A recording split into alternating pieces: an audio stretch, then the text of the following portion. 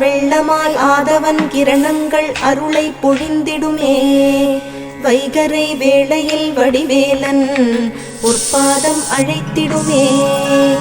ஆனந்த வெள்ளமாய் ஆதவன் கிரணங்கள் அருளை பொழிந்திடுமே.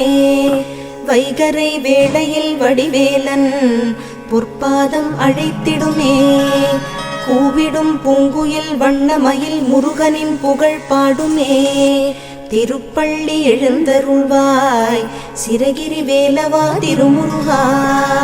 பொழுது புலர்ந்தது பொற்கோழி கூவிற்று செங்கதிர் வேலவனே. சேவலும் மயிலும் உடைய சென்னிமலையானே தேவசேனாபதியே. சக்திவேல் தாங்கி